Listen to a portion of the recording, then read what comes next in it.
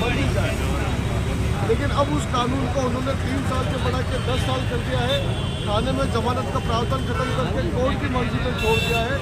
और मैं आपको अच्छी तरह बता दूँ, कोर्टें जो इस मामले में जिस पर 10 साल तक की सजा होती है उस पर महीनों तक जमानतें नहीं लेती।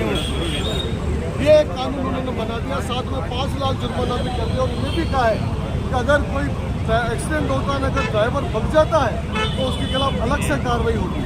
यानी ड्राइवर के एक्सीडेंट होने के बाद उसके मरने की गारंटी करने का भी इस कानून में उन्होंने काम किया है। आज मैं कई पत्रकारों से जुड़ा हूँ देश के, तो पूरे देश में मैं ये देख रहा हूँ, चाहे टैक्सी हो, चाहे बस हो, चाहे ट्रक हो, चाहे ऑटो हो, वो सारे लोग स्वतःपूर्ण ढंग से संघर्ष कर रहे हैं, सड़कों पे रास्ते जाम कर रहे हैं और ये अपील कर रहे हैं कि ये जो आपने संशोधन किया है, काला कानून बनाया है, उसको वापस लिया जाए। इस देश में विकास के नाम पर जो सरकारें बनती है उस पर सबसे बड़ी जो भूमिका निभाता है वो देश का ड्राइवर निभाता है, चाहे बस का हो, चाहे ट्रक का हो, चाहे और किसी का भी हो। सारे सबसे बड़ी भूमिका उस ड्राइवर की होती है। लेकिन आज हमारे देश में जैसे किसान इस देश की जनता का पेट भरता है, लेकिन आपको ध्यान होगा 3 साल पहले काले कानून बनाए थे और मोदी जी के बारे में ये कहा जाता कि एक बार वो जो निर्णय कर लेते सलमान खान की फिल्म का डायलॉग है तो वो खुद की भी नहीं सुनते। लेकिन आपको ध्यान होगा 1 साल पूरे दिल्ली को किसानों में घेर के रखा, 1.5 साल 378 दिन और उसमें 700 किसान शहीद हुए। लेकिन उसके बाद में उस मोदी जी को जो ये कहते थे कि एक बार वो तय कर लेते पीछे नहीं हटते, उनको भी पीछे हटना पड़ा, उन्हें काले कानून वापस लेने पड़े। आज हमारे देश में ये कहते हैं डबल इंजन की सरकार, डबल इंजन की सरकार। हमने राजस्थान में भी डबल इंजन की सरकार बना के दी, लेकिन देख लो आते क्या हमला कर दिया। हमारे ठेले वाले साथी भी अभी यहाँ पर खड़े हैं, कोर्ट से स्टे है। ये कानून है कि जो सड़क किनारे ठेला फुटपाथ व्यवसायी है उसको आप बेदखल नहीं कर सकते, लेकिन सुबह वो बुलडोजर लेके पहुंच गए और वो सारे तहस नहस कर दिए।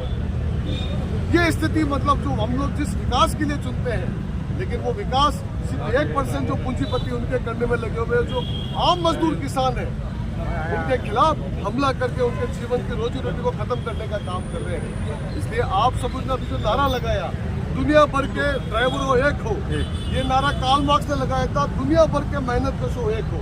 तो मैं आपसे अपील करूंगा कि ये जो लड़ाई है सिर्फ ड्राइवरों की नहीं है, मैं भी ड्राइवर हूँ। ये सिर्फ 1 करोड़ 2 करोड़ ड्राइवर नहीं, 20 करोड़ ड्राइवर है जो स्कूटर चला रहा, जो मेरी निजी कार चला रहा, कोई भी वाहन चला रहा है वो भी इसकी चपेट में आएगा। तो आज देश की जनता को ये जागरूकता नहीं है और मैं अपील करूंगा आपसे कि कई तरह के ऐसे निर्णय आ रहे हैं कि बंद करना है, नहीं करना है, स्वतःपूर्ण बंद हो रहे हैं। लेकिन मैं ये चाहूँगा कि आप जो भी निर्णय लें, और हम लोग चाहते हैं शांतिपूर्ण इस आंदोलन को चलाएं, लेकिन कई बार आंदोलनों में कुछ ऐसी घटनाएं हो जाती है जिससे बदनामी भी होती है, हमको उससे बचना भी है। इसलिए जो भी निर्णय ले भावुकता में यहाँ होकर निर्णय नहीं लेके हम लोग बैठे मीटिंग करें, बातचीत करें और उसके बाद जो देश में और राजस्थान में जिस ढंग से आंदोलन चला रहे उनसे कोऑर्डिनेट करके एक प्रोग्राम दे, उनके साथ प्रोग्राम दे, तो मुझे लगता है कि हम लोग जो सफलता की बात सोच रहे हैं उसमें सफल होंगे और इनको जो काले कानून इन्होंने बनाया है उसको वापस देने को मजबूर होना पड़ेगा। बहुत बहुत धन्यवाद। ये लड़ाई जो शुरू हुई है नए साल में, आप जो सजा दोगे किस आधार पे दोगे? क्या प्रूफ है कि ड्राइवर ट्रक वाले की गलती है या बड़े व्हीकल वो तो कोई भी चलता सड़क आदमी कह देगा। और अधिकतर जो एक्सीडेंट होते हैं 90% एक्सीडेंट जो सड़क की जो होते हैं, बड़े व्हीकल के होते हैं, सड़क की जिस तरह से घुमाव है, रोड निकाल, लेकिन वो साफ सीधी जैसे निकाल दिया। तो हाईवे पे भी जो एक्सीडेंट होते हैं हमारे ड्राइवरों से कोई जानबूझ के नहीं करता है। एक चीटी भी निकलती है, अरे एक छोटा सा कोई वो गिलर ही निकलती तो भी हम बस को बचा के चलते हैं। तो हमको इंसान को मारेंगे क्या?